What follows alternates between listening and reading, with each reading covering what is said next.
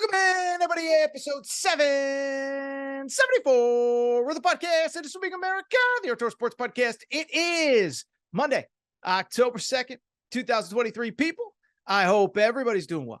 I hope everybody enjoyed another great Saturday of college football, and we got ourselves a jam-packed episode of the Aaron Torres Pod. Here's what you need to know.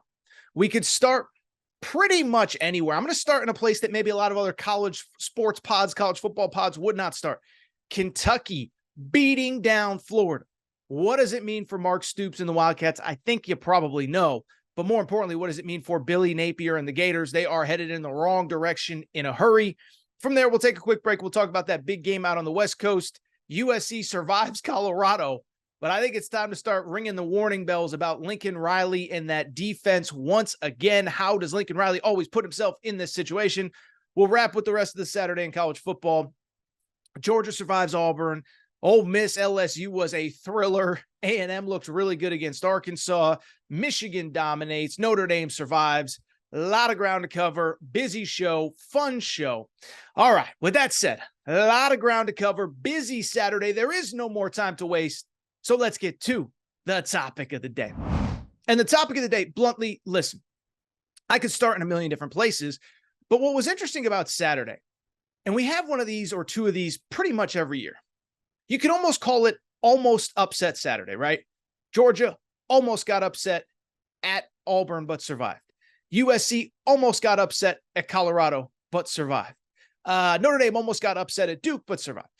And so because there were no major upsets, where I want to start instead is beautiful Lexington, Kentucky, where I thought we got one of the most definitive results of Saturday.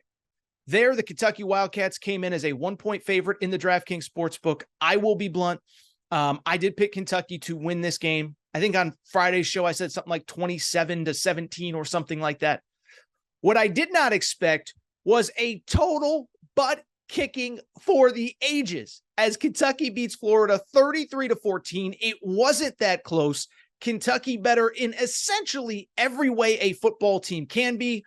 And in what has become essentially an annual tradition here on the Aaron Torres Pod, I got to ask, as good as Mark Stoops is he still underrated nationally? Because, folks, I think he is.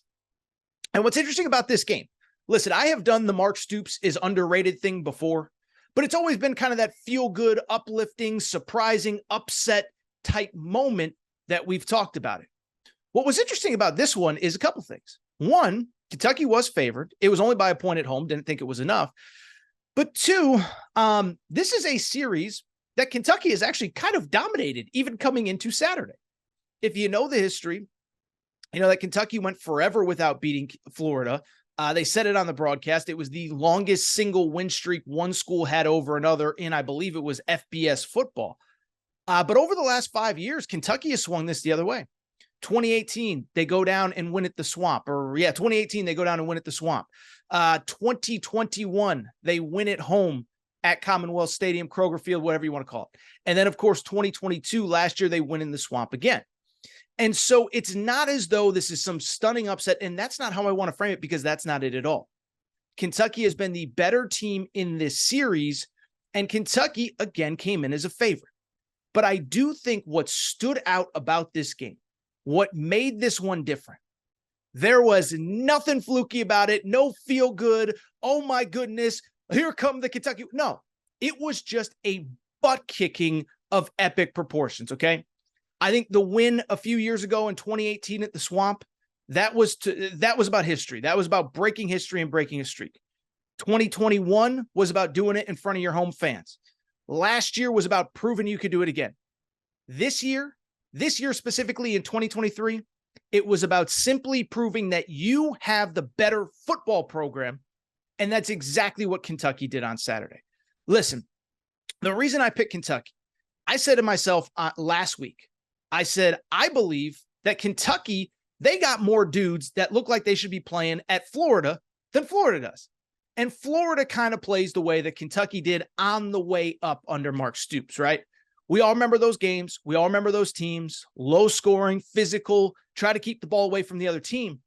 That's who Florida has become. And meanwhile, the Kentucky Wildcats, I said coming in, I said, Dane Key, he could play anywhere in college football. Barry and Brown could play anywhere in college football. Ray Davis could play anywhere in college football. Kentucky's the one with those dudes. So that was my thought process on Thursday, Friday. Saturday was not only about that being right, but it was about Kentucky simply being better at every single spot on the field. First of all, the stats are mind-boggling, and we know what they are. Ray Davis, the running back, the transfer from Vanderbilt, a historic day. A historic day as Kentucky as a team rushed for 329 yards against the Florida Gators. 329 yards, 9 yards per carry in that game. Ray Davis obviously got all the accolades, but he even said it himself. He said, I didn't set any records today. I didn't go for history today. The big blue wall, my offensive line did. And that was what was so surreal about this game. Kentucky was the better team at essentially every spot on the field. Now, you could argue Graham Mertz, the quarterback, maybe outplayed Devin Leary, but that was because Graham Mertz had to. That was because Devin Leary could hand off the ball and his running backs were getting 9 yards per carry in that game. Kentucky was better at the running back position. They have the better wide receivers. They have the better offensive line. They have the better defensive line. They have the better secondary. It was a butt kicking, and it was surreal to see a Kentucky team have better players everywhere on the field than the Florida Gators. And because of it, that is why, let me say once again, Mark Stoops is spoken about in the highest regards across college football. A guy that I think is respected by every fan base in the SEC. Yet I also still think somehow, some way, he is underrated on a national scale. And the reason is because, listen, you don't need me to tell you the history, but what he has done with this program is absolutely unbelievable, right? And I don't mean to tear down what Kentucky was before he got there, but it's one thing to be Brian Kelly and to be, get an LSU program 2-3 years after they win a national championship. Even Florida, I mean, Billy Napier inherited a program that has been historically great, won multiple national championships under multiple head coaches, and they were 2 years removed from playing for the SEC title. Mark Stoops in 13, 14, he took over, and this isn't exaggeration. He took over the worst team in the SEC. Remember, when he got there, James Franklin was still at Vanderbilt. They were winning 9 games. Steve Spurrier was still at South Carolina. They were a top 10 team. And Mark Stoops, and I know Kentucky fans know this, and I know it's old news at this point, but he has built them up and up and up from 2 wins to 5 wins to 7 wins to being happy to go to bowl games to 10-win seasons. But what stood out on Saturday was this has arrived as an elite program, okay? There is no moral victories about getting to a bowl game. There is no moral victories about beating Florida. There is no moral victories about whatever. That is a team that I believe you put them on the field with just about anybody, they can play with just about anybody. Now, listen, they go to Georgia this weekend. That is the ultimate test. And I get Georgia is a 17-point favorite, and I get as great as you were against Florida, you're going to have the toughest test of your season against the number 1 team in the country and the 2-time defending champion. But listen, I watch a lot of college football, blessed to do what I do. And I'm here to tell you that team that I saw on Saturday, the size, the speed, the physicality, the aggressiveness, defensive front, secondary, wide receivers, that team could play with just about anybody in the country. So I'm not going to sit here on a Monday morning right after you just, destroyed the Florida Gators and say they're going to Georgia and winning that game. That's not what it's about. It's about appreciating these moments. It's appreciating how far this program has come. And it's about appreciating you just kicked the Florida Gators' butts, and absolutely nobody is surprised about it. So we'll talk about Kentucky, Georgia on the Wednesday, Thursday, Friday show. But today is just about enjoying this moment. Congrats, Kentucky fans. You deserve it. And Mark Stoops, every bit of praise that he gets, he absolutely deserves as well. All right, I do want to switch gears, and I do want to talk about the Florida side of things. And before I get into Florida, let me be clear here. I'm going to be a little bit critical of Florida here over the next couple minutes. And if you're a Kentucky fan who just enjoyed the crap out of me talking about how much fun it was to watch Kentucky dominate Florida, I'm going to be critical of Florida. And I want you to know it is in no way, shape, or form an indictment of what Kentucky did. I can be critical of Florida without it taking away from what Kentucky did and how dominant Kentucky was. And so if you're a Kentucky fan, enjoy the moment. You were the significantly better team on Saturday at home against the Florida Gators. All right, I do want to switch gears and talk about things from the Florida perspective. And before we get into the Florida perspective, let me just say this. If you're a Kentucky fan who just enjoyed everything I had to say about your team and your program, I want you to understand one thing. Over the next few minutes, I'm going to be very critical of the Florida Gators, but I want you to know this is not an indictment on you. I can criticize Florida without taking away from everything that Kentucky did and how awesome that they looked on Saturday. So again, Kentucky fans, congrats on what was an unbelievable win at home, a dominant win where you proved you're not only the better team this year, you're the better program right now. At the same time, though, we do have to talk about it from the Florida perspective, and let me say this. I understand that Billy Napier inherited a tough situation. I understand that this is a rebuild. I understand you can't do it all through the transfer portal. But at the same time, I will also say this. There is no reason for Florida and Florida football to ever be as bad as they are right now. And I do think it falls on the head coach. I do think it falls on that huge staff that he has put together. And I do think it's unacceptable, even though I do think Billy Napier is not totally to blame. And so to be clear, let's get that part of the way right off the top, right? Billy Napier, it hasn't been great, but I don't think he is the sole reason that Florida looks the way that they do right now. Dan Mullen left a mess, okay? And I remember 3 seasons ago. So last year was Billy Napier's first year in 2022. So it was the 2021 season. I remember watching Florida early and saying to myself, that team's not very good. I was like, that team doesn't have very much talent. I don't think they're very good. And they played Alabama tough early in the year, and we thought, okay, Florida's fine. And then the season wears on, and you start to realize they're not good. They lost to Kentucky on the road. We just talked about it. They lose to South Carolina. They lose to Missouri, and eventually Dan Mullen gets fired. And so 2 years ago, I thought it was the worst Florida team that I had ever seen. Then last year, I watched Florida, and I definitely thought that team was worse than the year before. And then in 2023, a lot of the best players off last year's team that went 6-7, lost in the Las Vegas Bowl, most of their best players were gone. Anthony Richardson was gone, the best, obviously, number 3 pick in the draft. Much of the offensive line left. Some of the best defensive players left it all. So I get that this isn't totally a Billy Napier thing. But at the same time, let's also call a spade a spade. Florida should never be this bad, period. And Florida should especially never be so bad in the transfer portal era. And when I think about Florida, this is what I keep coming back to. Billy Napier, I understand it's a process. I understand you can't do it overnight. I understand even at the places that have had great success in the transfer portal, LSU, USC, Auburn, they're all going through their own struggles right now. Okay. It's really hard to build a roster in a year or two through the portal. At the same time, Billy Napier has essentially had 4 portal cycles to get some talent in that program. Remember, he took over in December of 2021. That means he had the winter portal cycle of 2021, the spring portal cycle of 2022, where he famously said, after spring practice, we're open for business. The fall or the winter portal cycle of 2022, and then the spring cycle of 2023. That's 4 portal cycles, 2 high school recruiting classes, 1.5 if you want to say 2021 was essentially signed when he got there. And so you have now had enough time. You have now had enough time to bring in some difference makers to this program. And I don't see anywhere at Florida. Now, listen, I think they can win the 6 games that they need to get to a bowl game just with the grinded out, chew up the clock philosophy that they had against Tennessee a few weeks ago. But Florida's goal is not to get to 6-6. It's not to go to a bowl game.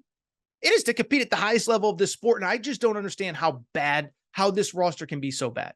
And if you want to blame Dan Mullen, that's fine. I understand that the best teams and the best programs, they sign the best high school players and they develop them throughout the program. I mean, even if you look at LSU right now, LSU got destroyed the other day against Ole Miss, but their wide receiver room is electric. Malik Neighbors, Brian Thomas, Kyron Lacey, they were all signed through the high school ranks and have developed in the program. So I get that. At the same time, from the Florida perspective, how do you not have talent anywhere, right? Like at least with LSU, even though they've signed 1 million guys in the portal as well, you can still see some special somewhere. There's problems that they have, but Jaden Daniels is special. The pass game is special. The run game is getting there. The defense isn't very good. USC, it's kind of the same thing. They've signed 1 million guys through the portal. At least the pass game is good. At least the wide receivers are good. It's not just Caleb Williams. But you look at Florida, and again, it goes back to where are they special? Name me one place. They were completely outclassed. They were not the better team at essentially any position on the field on Saturday against Kentucky. I know I just said it. If you want to argue maybe Graham Mertz was a little bit better, it's because he had to be. He had to throw the ball because his offensive line couldn't block and his defensive line was getting blown up every single play from the beginning of the game till the end.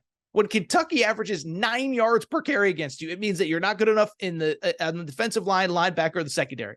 When your safeties and corners have to make tackles, it means you're not good enough defensively. And so I look at Florida. Where are they special?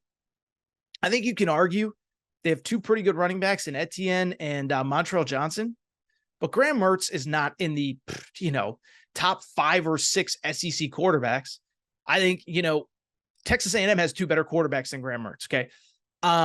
They're not special at wide receiver. Ricky Pearsall is incredible, but he really should be your number 2 or number 3. Offensive line is simply not good enough. And then the defense. I don't care how bad Dan Mullen's recruiting is. I don't care whatever. You should never be this bad on. There's too many good players in the state of Florida. Florida produces 200 high school players a year that can play Division I football. Probably 50, 60 that can play in the SEC. How are seemingly none of them on your roster? So from the Florida perspective, I do think there's a little bit of a positive. It is that, they have the number 4 high school recruiting class in the class of 2024. They are, it seems to be finally bringing in some difference makers. But here's the bottom line. They're not very good this year. Next year, the schedule is brutal. They have Miami and Florida State out of conference, plus the SEC, the expanded SEC. They'll have the normal brutal SEC schedule. But even if you sign a great recruiting class this year, there's still going to be growing pains. They're not all going to be ready next year. They're not all going to hit even when they do. So now you're talking about 2022 was a complete wash in year 1 under Billy Napier. 2023 doesn't look much better. Now you're selling 2025 because 2024, all these guys are going to have to get ready. It is an uphill battle for Billy Napier. I know he had a little bit of positive mojo kind of coming out of that Tennessee game, but I'm here to tell you, man, listen, I don't think you should be that outmanned and that outclassed by a Kentucky team on Saturday. No matter how good Kentucky is, no matter how good Mark Stoops is recruited and developed, Florida should never be this bad. And I do think it falls on Billy Napier. All right, so what I would do, take a quick break, come back. When we come back, we'll switch gears to another team that, they've used support a lot, I guess. I don't even know how I'm transitioning here. Bottom line, we're going to talk USC, Colorado next. Colorado, you know about them, but USC, I think it's officially time to set the panic button for Lincoln Riley and that defense. Quick break. Be right back. All right, everybody. I'm back. Gonna be back. Do want to switch gears. And I want to get out to what was certainly a big game out west and certainly an interesting result as USC traveled to face Colorado. And this game, I think, was interesting. It was certainly hyped. We know about the Colorado conversation. I'm as guilty as anybody of talking a ton of Colorado on this show. But I also thought it was an interesting and important game for USC. USC entered the game 4-0. First 3 games, defense was pretty good, specifically game 2 against Nevada, game 3 against Stanford. They have a bye. But then last week, they did not look very good at all against Arizona State. Gave up 28 points to a team that had gotten shut out the week before. And so the question coming into this one was, is USC's defense, were they just looking ahead? Were they not ready? Was it a late kick? Whatever. Or is this another year where Caleb Williams is going to have to again and again and again bail this team out? Well, on Saturday, we got our answer because USC, a 21.5 point favorite in this game, in complete control early, up 34-14 at the half. And then in the second half, they could not get a single stop as all of a sudden a game that was seemingly out of hand came down to the final few possessions. USC wins 48-41. But in a game where they give up 41 points, 563 yards of total offense, the big story here is pretty straightforward. Is USC going to waste what is almost certainly the final year of the Caleb Williams era because they have not figured out their defense? And how, frankly, mad should we be at Lincoln Riley for potentially wasting this Caleb Williams era? Now, in terms of the game itself, let me start with a few things. One, Caleb Williams is freaking special, man. I almost used the other F word. I'm glad I did it. I'm glad I caught myself. I mean, this kid is unbelievable. Finished this game 30 of 41, I think 30 of 41 passing, 6 touchdowns, 1 interception. It was his first interception of the year. He had over 400 yards passing. And again, it was a game where, one, his skill set was on display. I mean, the throws that he made, the reads that he made. I am not a quarterback guru. I'm not a whisperer, if you will. But if you can't see how special this kid is, I don't know what to tell you. He had one touchdown pass where he kind of like, moved in the pocket and felt the pressure and got outside the pocket, but didn't cross the line of scrimmage, throws off his back foot, boom, 45, 50-yard touchdown. The kid is unbelievable. The kid is special. But what's frustrating about watching him is that it is so abundantly clear that we are in the exact same situation as last year. If you listened to this show last year, you remember I said, I believe Caleb Williams should be your Heisman Trophy winner, not just because the stats were amazing, 42 touchdowns, 6 interceptions, but because every single week his team needed him to bail them out. I'm not going to go through all the games, but look at the back half of the schedule. They're giving up 40, 32, 34, 37 points game after game after game, and Caleb Williams had to be great game after game after game. And so you had hoped things had changed, and through a week or two, it looked like it might have. But the Arizona State game was concerning, and Colorado was just an absolute abomination. And that's not a disrespect to Colorado. We'll talk about the Colorado perspective in a minute. But remember, a couple things on Colorado. One, they came into this game essentially without their best wide receiver, Travis Hunter. Two, they haven't been able to run the ball against anybody. They came into this game bottom 5 nationally in rushing, had 40 yards on 26 carries last week against Oregon. I'm not great at math, but that comes out to about 1.5 yards per carry. That ain't good. Well, on Saturday, Colorado, 563 yards of total offense. And here's the especially concerning part. 193 yards on the ground, 5 yards per carry for one of the worst rushing offenses in all of college football.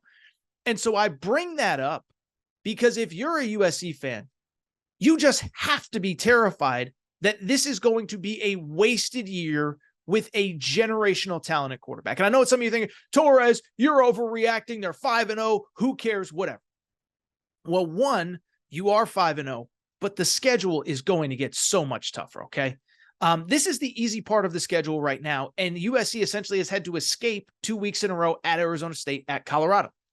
They have Arizona next week, who, by the way, I think can keep things competitive.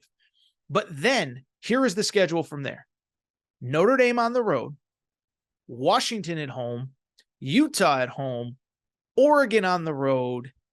Who else am I missing? UCLA at home. Now, they do have a game against Cal mixed in there. That should be a win. But those other 5 games, they could lose all of them. Notre Dame on the road is not going to be easy, especially with the way you gave up rush yards on Saturday. Washington and Oregon speak for themselves. By the way, UCLA is playing great defense right now, and that star freshman quarterback, Dante Moore, he will have a year's worth of experience under his belt by that game. And so to me, you can't simply say you're 5-0, you have time to figure it out. No, you don't, because the schedule is going to get so much tougher, and it comes back to what I said. You are going to waste maybe the best quarterback that you'll ever have if you're Lincoln Riley and Caleb Williams. And listen, I'm not like fire everybody and this guy stinks and that guy stinks and whatever. But at the same time, let's call a spade here. As great as Lincoln Riley is, he's had Heisman Trophy finalists in basically every year he's been a head coach.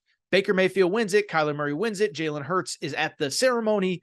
Caleb Williams wins it last year for USC. But I think we can all agree. Caleb Williams is different than Baker Mayfield for sure. Different than Kyler Murray for sure. Even different than Jalen Hurts. And there's no guarantee that you get this kind of talent again. And so to waste it because you did not figure out your defense in the offseason, because yes, you went to the portal, but you brought back the same defensive coordinator who wasn't getting the job done at Oklahoma, who didn't get the job done last year. I'll take it a step further. You know, you talk to people in this sport, people say part of it is how Lincoln Riley practices. Doesn't have physical practices. It's about whatever.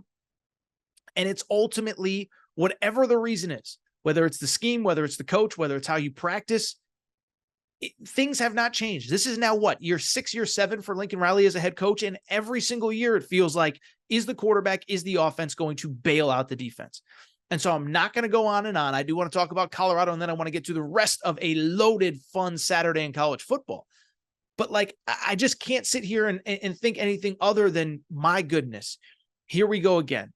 And Lincoln Riley, you got to figure it out again, whether it's the coordinator, whether it's the scheme, whether it's how you practice, whether it's how you recruit, whether it's the portal, whether it's high school, whether it's whatever. You can't keep going on like this. I know it's only year 2 at USC, but if you can't see the trend, and oh, by the way, you're going into the Big Ten over the next couple of years, and you're going to have to win at Penn State. You're going to have to win at Iowa, at Wisconsin, Michigan at home. Like, this is not going to get any easier. And I just can't believe that we find ourselves in this situation again. USC wins, but I don't know how anyone can feel good about it. Quickly, let's switch gears to the Colorado perspective. And of course, when Colorado, first of all, like coming into this game, I think there were a lot of people who thought, well, this is just going to be Oregon 2.0, right? Oregon beats Colorado 42-6. Oregon, there's all the Dan Lanning stuff, whatever. Why I bring it up is because when the game started and when it got ugly early, I saw all of the normal chatter that you would normally expect during a Colorado game. The people that don't like Deion Sanders, the people that don't like Colorado, the people that don't want to see him succeed. I heard, they're the most overrated team that I have ever seen. And I said, whoa, wait a second now. Are they the most overrated team, or are they just talked about more than you would like? Because one, we talk about them a lot because you guys and girls are interested. You can tell me that you don't care, but you care.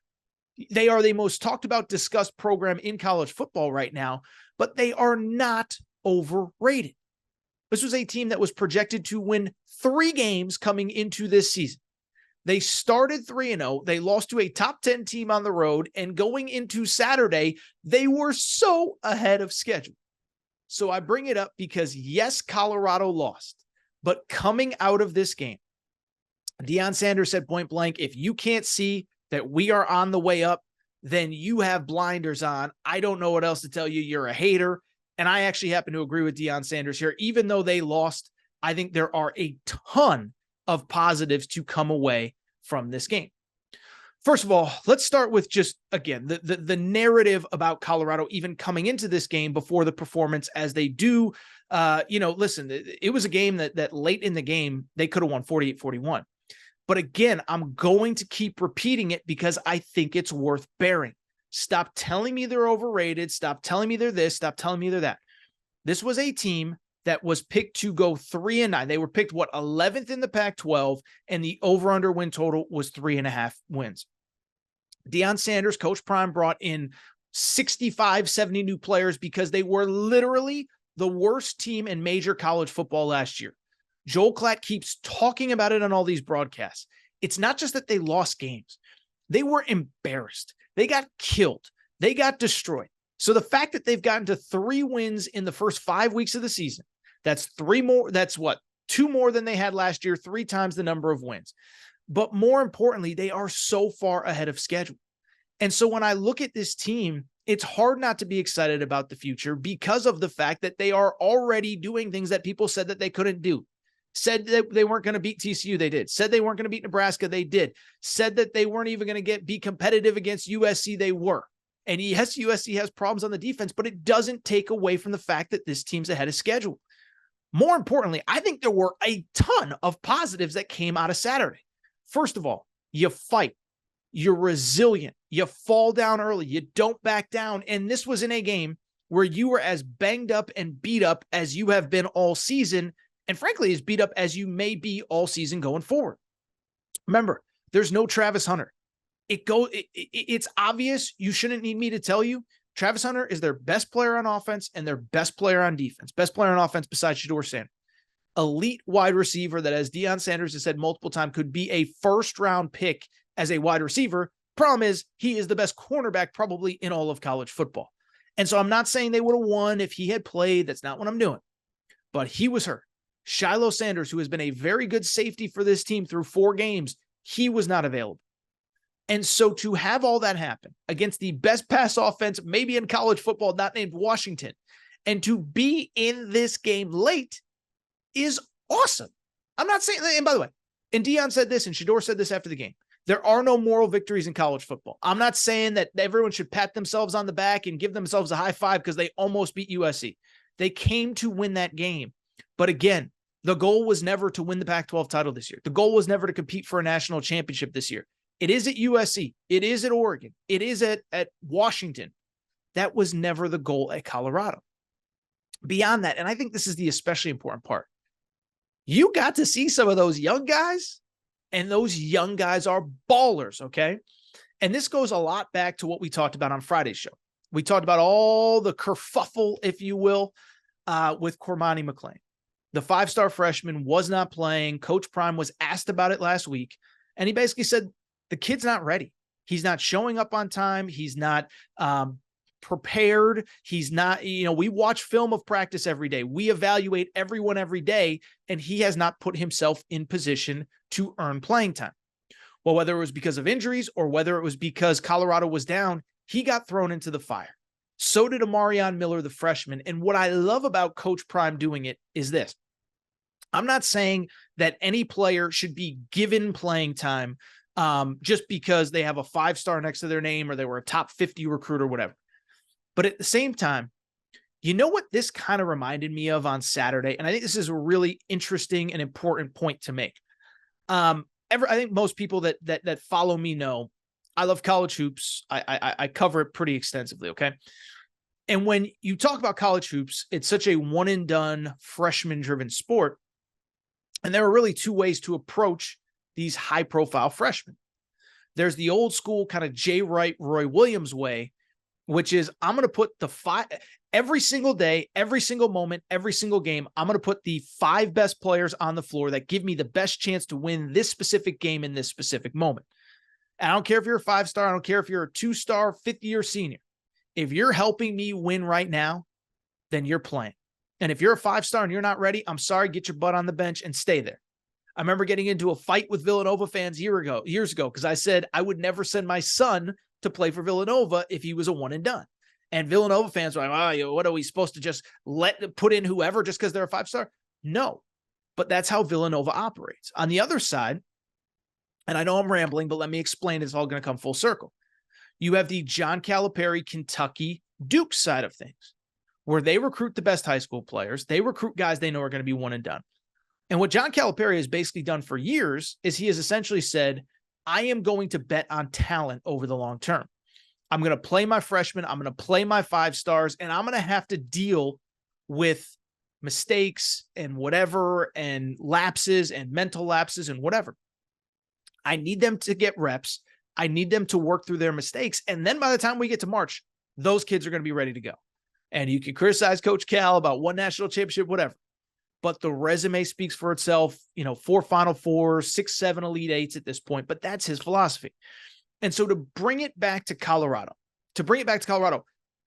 Coach Prime basically had his John Calipari moment where he's like, I'm waiting on these kids. I'm not sure if they're ready. I'm not even sure if they've earned this opportunity. But we're beat up, we're down, and I need to throw these kids into the fire and see what they look like when the lights are on. Are they ready to compete? Are they ready to play at this level? Well, Cormani McClain, the kid who got criticized last week by Coach Prime, and to be clear, if you missed it, I have no freaking problem with what he said at all. Cormani McClain played pretty well. Pass breakup in the end zone. And then, oh, by the way, on top of that, did have an interception that was ultimately called back because of a penalty. He looked good out there. Now, is he Travis Hunter? Is he the best cornerback in college football right now? No. But could you see the glimpses of what he could be in another year or two in a college weight training program with a little bit of maturity? If he shows up on time, if he does what he's supposed to do, you can see why he was a 5-star. Amarion Miller, 4-star wide receiver. It's the same thing. Hadn't gotten a ton of reps before Saturday. Coach Prime throws him into the fire. 7 catches, 196 yards, all in the second half. And so again, I'm not saying that you bump seniors to the curb and say, this kid's got to play. But now those kids have gotten a taste. Now, hopefully, and I don't know about the Amarion Miller situation, so I don't want to speak on it, but Cormani McClain, now that he's seen the playing field, hopefully he understands what it takes to get on the field and what it takes to stay there. And so you start looking at what Coach Prime said. We're trending in the right direction. I don't know how you can't feel that way. Because one, you almost beat a top 10 team at home.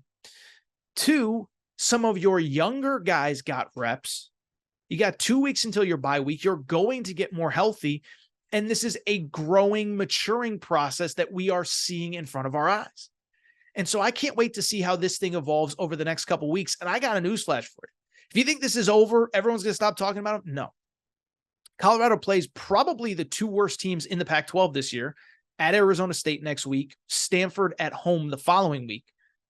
They should win both those games. I'm not saying they will definitively, although I kind of think they will. But then they get their bye. They're going to go in their bye week 5-2. And again, the final few weeks of the season isn't about competing for a Pac-12 title, isn't about competing for a national championship. Get that 6th win, get bowl eligible so you can get all those extra practices and then bust your butt in recruiting. And we know recruiting is going to be good. They had a big recruiting weekend this weekend. Their number 1 committed player actually announced officially that he will enroll in January. Aaron Butler, wide receiver from California. So this thing's only going to get better. I said it a million times. I'll wrap this segment on this. Coach Prime just said, if you can't see the positives that come out of a game like this for, again, a team that went 1-11 last year, a team that lost by like 50 points when they played at the Coliseum a year ago against USC, to where they were on Saturday and where they could be in another 3, 4, 5 weeks as they get into a bye, as they get healthy, as some of those younger guys get reps. I'm sorry, you're missing you can't see the forest through the trees, because I think there's a lot of positives that came out of Saturday. All right, that's what I want to do. Take a quick break, come back. When we come back, we are going to wrap with all of the other craziness in college football. LSU Ole Miss was bananas. Georgia survives Auburn. I want to talk about Texas A&M. Are they pretty good? And then, of course, Arkansas, not so much. Notre Dame survives. Michigan looks awesome. Take a quick break. Be right back. All right, everybody. I'm back. Good to be back. Final segment of the show. So good to be back. And I do want to go ahead and wrap with the rest of the weekend that was in college football. Listen, I said this on Friday's show.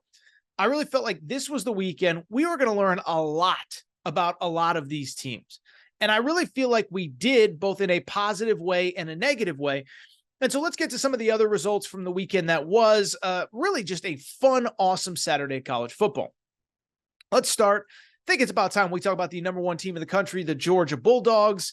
They do take care of business. They win 27-20 at Auburn. And I think there's kind of one of 2 ways that you can look at this. One, I think you can look at it the way that Kirby Smart at least publicly approached this game. He said afterwards, he goes, guys, and he said this on the CBS broadcast. He said, whenever you win on the road in the SEC, I don't care how pretty, how ugly it is, you celebrate it and you appreciate it. But I think there is the other perspective as well. And that is that, again, Georgia in a pseudo marquee game did not look great. And this does not look like a team that is ready to steamroll through the rest of college football this year. Now, in terms of the game, really interesting game, fun game. And Auburn came out and kind of threw the kitchen sink at Georgia early. Got up 10-0 late in the first quarter, ended up going into the second quarter up 10-0, tied at the half. Auburn has a lead late into the third quarter. But even going into the fourth quarter, you could kind of feel a momentum starting to shift. Auburn's kind of holding on. Georgia clearly has the better players. Now, in terms of the specifics, what you really need to know is 2 words, and those 2 words are Brock Bowers. Maybe 3 words. Brock freaking Bowers. I mean, this guy is unbelievable. I think if you're listening to this show, you know who he is. But Georgia tight end, big, physical, athletic. I mean, this guy, listen, I say this all the time. I'm not a draft evaluator. I'm not an expert in that area of expertise. But if this guy goes top 3, if this guy goes top 5, I have absolutely no problem with it, because he is just one of the most dynamic weapons that we have in all of college football. Finished the game.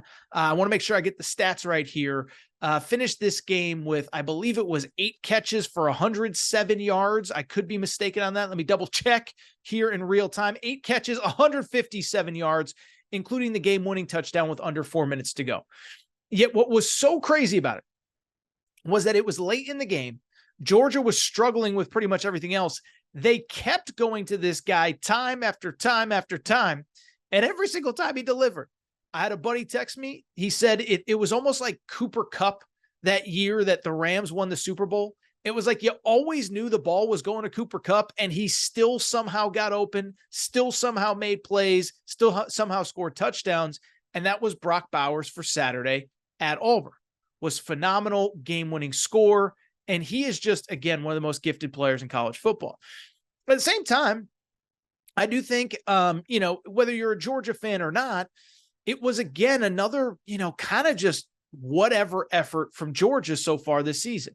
And we've talked about them and we've analyzed them and we've overanalyzed them. But I mean, listen, you go back a few weeks. I mean, they struggled to run the ball against Ball State.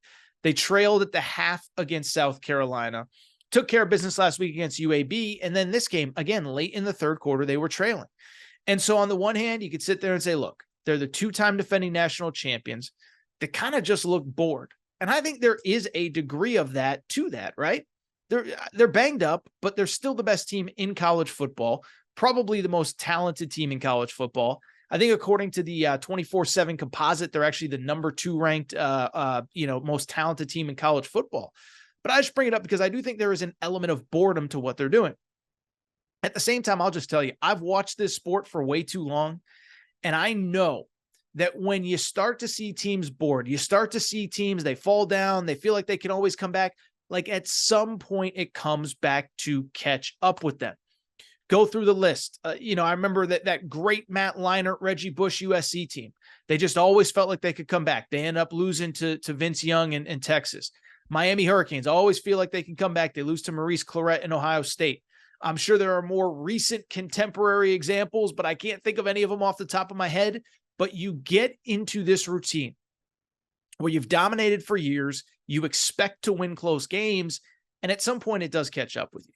So is it this weekend against Kentucky? As we said in the Kentucky segment, Kentucky's like a 16.5-point underdog.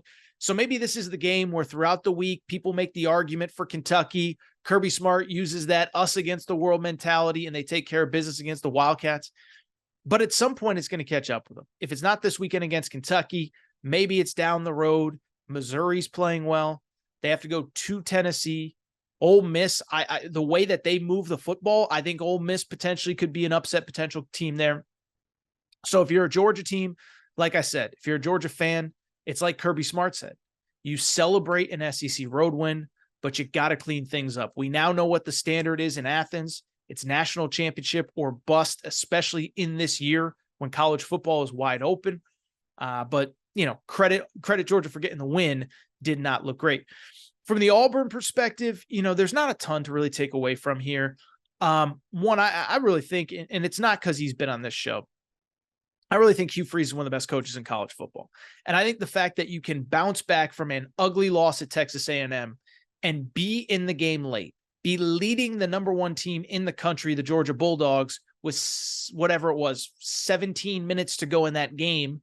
Georgia tied it up with a minute or so left in the third quarter. I think it speaks to Auburn has the right guy. The problem for Auburn right now, I just don't think they have enough dudes. I really think it's that simple. And we've talked about this, but Brian Harsin, his 2 years at Auburn, he did not recruit at the level that you need to win in the SEC. We're hearing still stories now of the best players in Alabama. Auburn never visited them over the last 2 years, and Hugh Freeze is having to play catch up. And so I could go on and on. But as I said a minute ago, with Florida, with USC, with whoever, there's only so much you can do in the portal. And to build a great program, it takes elite high school recruiting year after year after year after year. Now, the good news is Auburn's recruiting like they are ready to compete at the highest level of this conference. The 2 5-stars we talked about in the middle of the summer, one was a Georgia flip, one was an Alabama flip. Both are going to Auburn, or at least right now committed to Auburn. And overall, their class is actually ranked number 6 in the country in terms of average player rating. So Hugh Freeze is starting to get those guys, but at some point, you just don't have enough of them, at least not right now. That was my only real takeaway on Saturday. There's only so much you can scheme up. Hugh Freeze is trying to do everything he can to keep his team in that game. But when you're limited at quarterback, when you're limited at the skill positions, when you don't have the bodies that a Georgia, a whomever does, there's only so much you can do. I think the opportunities are bright for Auburn, but they're not quite there yet. Really quickly, some other scores. You know, if we're going to talk the number one team in the country, we might as well talk number two. That is the Michigan Wolverines. Just a team that we really haven't talked about all that much on this show because they haven't played very many high-profile games. Like, it's funny. I remember there was one year where they must have played a bunch of high-profile games early. It felt like we talked about them every single week the first 5, 6, 7 weeks of the season. This year, it's crickets. Destroyed East Carolina, destroyed UNLV, destroyed Bowling Green, destroyed Rutgers last week. This was supposed to be the week where they were challenged. They play Nebraska on the road. Nebraska is not great, but they were coming into this game a very good defense, especially against the run. Number 2 in the country in rushing defense and overall giving up less than 20 points per game. Well, you know what Jim Harbaugh did? He said, oh, you got the number 2 rushing defense in college football? We're going to run the ball right at you. And let's see how good you are. Michigan finished the game with 249 yards rushing and 5 yards per carry. And so a completely dominant effort. By the way, a team in Nebraska that was giving up 18 points per game, 28 in the first half. And again, it was over by halftime. And I'll say this, like in a year where we keep talking about there's so much parity, there's so much balance, you know, is Texas the number one team? Is Florida State? What about Oregon? What about Washington? Are we overthinking this? Is Michigan just the best team in the country? They're just destroying everybody. And I know the competition hasn't been great, but they're doing exactly what you want to see out of a team that is entering this year with the best roster that they've probably had, frankly, in my life, certainly of the last 20 or so years. And so the disappointing thing about Michigan, we're not going to find out for another month because the schedule does not get tougher. Their 3 toughest games are probably the final 3 games of the regular season. They play at Penn State, at Maryland, Ohio State. So we're not going to find out for a while. I mean, the schedule is really just not very tough, right? Let's look at the schedule. They play at Minnesota next week. After they play Minnesota, they then have Indiana. Oh, that's going to be a challenge. At Michigan State, they don't have a coach. By Purdue, and then Penn State. So I bring it up because, listen, they're 5-0 right now, 5 dominant wins, number 1 defense in the country. And the next 4 games, frankly, I don't think will be very competitive. But I do think based on what we saw on Saturday, if you want to make the argument they're the number 1 team in the country, I have no problem with it at all. Michigan rolls. By the way, hate to brag, my preseason national championship pick. Let's see if it holds up. But Michigan rolls at Nebraska. 2 more games I want to get to. One, unquestionably the most entertaining game of the day. LSU Ole Miss.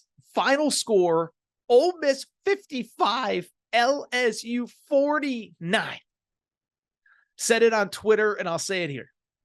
Don't know if I would want to be a defensive coordinator coming out of that game. Don't know if I'd want to be Matt House, the defensive coordinator at LSU, having to look Brian Kelly in the eye, or Pete Golding having to look Lane Kiffin in the eye at Ole Miss. But from an entertainment standpoint, that game was bananas. Also leads to some interesting questions for both. I mean, from the LSU perspective, I feel like I've hit on LSU about 4 or 5 times throughout this show. I don't know what else there is to say. On the one hand, look, Brian Kelly, I'm a Brian Kelly guy. He did not inherit a great situation. 39 scholarship players. And as I've said about 7 times throughout this show, there's only so much you can do through the portal. At the same time, you're LSU. You shouldn't be giving up 55 points to anybody, right? And it was funny because, you know, you think about, well, I mean, there's been years where the offense is really good, but the defense just isn't very good. The year that Joe Burrow, you win a national championship with him, the defense gave up 21 points per game that year, which was a lot for LSU. But 21 ain't 55 on the road to Ole Miss. And so what's a bummer for this LSU team? I mean, one, there's the whole Brian Kelly isn't the guy crowd. I'm sorry, I don't buy that. But 2, what I do think is much more interesting from the LSU perspective, this kind of sucks because you're really wasting an incredible offense that you have at LSU. Jaden Daniels, I think, is playing as well as any quarterback in college football. That wide receiver room across the board outside of Ohio State might be the best in college football. Malik Neighbors is the best wide receiver I have seen outside of Marvin Harrison this year. Kyron Lacey had a great touchdown catch. Brian Thomas is awesome. I mean, I think Malik Neighbors is definitely a first rounder, I'm not enough of an expert to know, but I think Brian Thomas could play his way in as well. But it doesn't matter if you can't stop anybody. So LSU, they got to figure things out quick. LSU plays Auburn at home this week. That's a get-right game. You have to get right.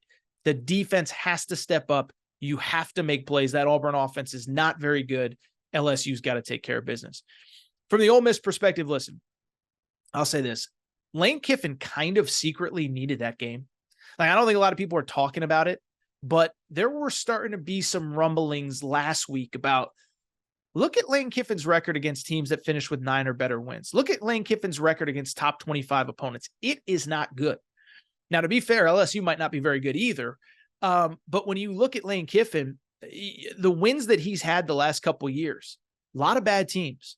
Last year, their best wins, Kentucky, which woefully underachieved. A&M finished 5-7. Auburn 5-7 and fired their coach. Those were their SEC wins last year. That's it. Oh, and Vanderbilt too. Vanderbilt stinks. And so you look at Ole Miss, Lane Kiffin kind of needed this one. He gets the win. The good news for Ole Miss, schedule breaks a little bit nicely for them, at least as much as it can in the SEC. They have Arkansas at home next week. Then they get a bye. After the bye, they play Vanderbilt, and then they play Auburn, I believe. I want to make sure that that's correct. If it is correct, let me make sure. But the point I'm trying to make, Arkansas bye at Auburn, Vanderbilt. You go 3-0 in that, all of a sudden you're entering October or November at 7-1 as the schedule gets tougher. You have A&M at Georgia and Mississippi State to close the year. So the good news, if you're Ole Miss, LSU and Bama are done. You split those. I know Ole Miss fans maybe were a little bit frustrated after the Alabama game, but if you had told them 3 weeks ago, you're going to split Bama and LSU, I think they would have taken it, no doubt about it. Lane Kiffin kind of needed that win. He got it. Speaking of needing a win, Marcus Freeman, Notre Dame take care of business against Duke. They survive in the final seconds. This was one from a betting perspective I just didn't touch because I just felt like there's no way to know what you're going to get from Notre Dame after that tough loss against Ole Miss or against Ohio State, but they get the win. Sam Hartman was excellent. Now Notre Dame, a couple more big games, USC in 2 weeks. That will be interesting to follow. Finally, and by the way, with Duke, I almost said Lincoln Riley. Riley Leonard, their quarterback, did get hurt late in the game. The good news is it does not appear to be serious, so that is a positive. Finally, I do want to wrap. One more team, one more game, and this is going to be listen, I think this is an interesting game that is absolutely worth discussing. It is the Southwest Classic at Jerry World. That's Texas A&M. We started the show with Kentucky smacking Florida. Well, Texas A&M smacked Arkansas. Final score 34-22 in this one, as Texas A&M holds Arkansas to 174 yards of total offense. And don't look now, but all those young Texas A&M guys, part of that elite recruiting class, are starting to figure it out. Now, before we get into it, I know we have a lot of Arkansas fans that listen to this show, that watch on YouTube. I know what you're going to, Torres, we stink. Don't give Texas A&M a single ounce of credit. What I would say is, I get it. I get that you're frustrated about the situation with your program. I think, to me, it's kind of shocking that Sam Pittman, an offensive line coach, the first 3 years of his regime, it was all about physicality and toughness along the line of scrimmage. They can't move anybody along the line of scrimmage. I don't get it. It doesn't make sense. I don't understand why this team is struggling on the offensive line the way that they are. Fans are starting to get restless. This is maybe a midweek topic. It'll certainly be a topic if you lose to Ole Miss next week, is that, if Arkansas loses back-to-back, I think there's going to start to be some momentum that maybe Sam Pittman's not really the guy. Maybe there's someone else out there. Is that process starting? I'm starting to hear behind the scenes it may already be starting. Sam Pittman needs a win. But to me, I understand that an Arkansas fan is going to sit there and say, oh, we just stink. Don't give A&M any credit. I actually think it's the exact opposite. I actually think it's exactly what I said just a moment ago. And that is that I believe that those young players at A&M are really starting to get confidence, and they're really, frankly, starting to live up to their reputation. And to tell the whole A&M story, and to be clear, a lot of schedule ahead, and we'll get to that in a minute. But to be clear, like with A&M, any discussion about this season really goes back to last year, because as bad as it was last year, I keep going back to what we talked about the entire time. Finished 5-7, but of those 7 losses, 5 were by a touchdown or less. Okay. You lose on the final play of the game to Alabama. You lose to South Carolina. I've said it a million times, in a game where you literally outscored South Carolina after the first play of the game. South Carolina returns the opening kick for a touchdown. You outscore them from there. It was that kind of season for A&M last year. But what not enough people talk about, all anybody talk about, fire Jimbo Fisher. What's the buyout? What's this? What's that? What nobody talked about was there were so many injuries on that team last year. There were a lot of issues, to be clear. There were chemistry issues.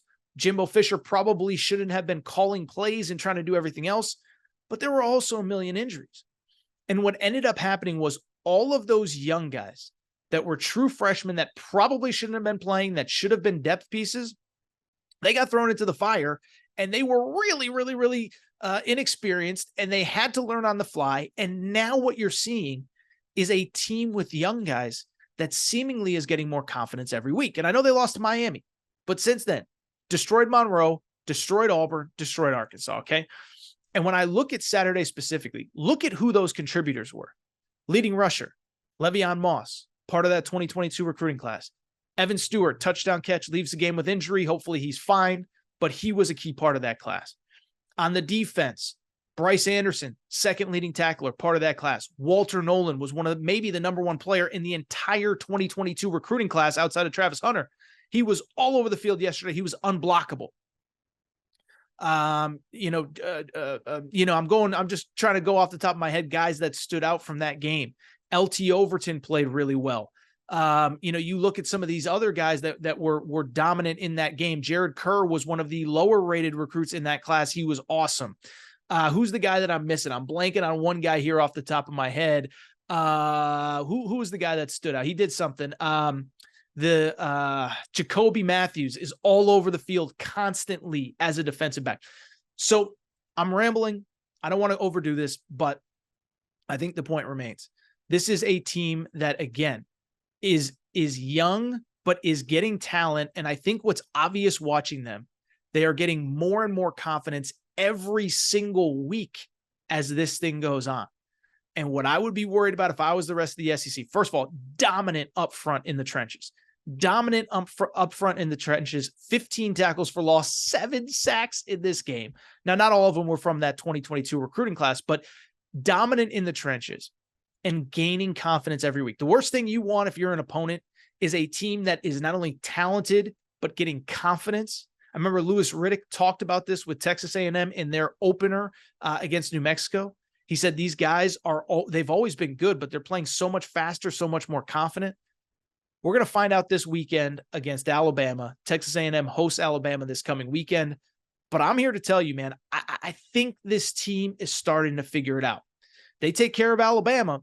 Guess who has the inside track to Atlanta in the SEC championship?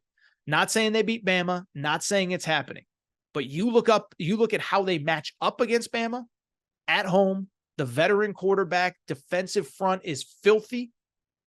I think A&M's. I won't give away my week 6 predictions here on Monday, but you talk about a team that I think can absolutely beat Alabama next week. It's the Texas A&M Aggies.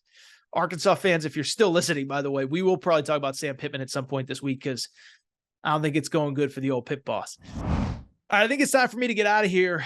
Fun show, man. It's so good, guys and girls. It's so good. I mean, it's so good. It's so good to just have real stuff to talk about. And I say it every Monday, but those, June, July, August shows where you're just scraping the bottom of the barrel to try to find something. Now it's like, man, give me Ole Miss LSU in July. I could turn that into 2 hours of content in July. I barely get to talk about it on today's show, but that is what football season brings. So thank you to the football gods, because boy, oh boy, is this the greatest sport on the planet or what? If you're not subscribed to the Aaron Torres Sports Podcast, please make sure to do so. Apple, Spotify, Amazon Music, Google Music, wherever you listen to podcasts, make sure that you're subscribed. Also, make sure to rate and review the show. Go ahead, give us a quick 5 stars. Let us know what you like, what you don't like, all that good stuff. Make sure you're following on social media at Aaron_Torres on Twitter Aaron Torres Pod on Instagram, Aaron Torres Pod on TikTok. Can't believe I went there, but I did. Make sure you subscribe to the YouTube channel, closing in on 27,000 subscribers. Cannot thank everybody enough for your support. That's all for today's show. It is time for me to get out of here. Appreciate everybody's support. Shout out to Torrin Craig. Shout out to Rachel, who hates my voice. Shout out to JJ Reddick. You F-head. Unblock me, bro.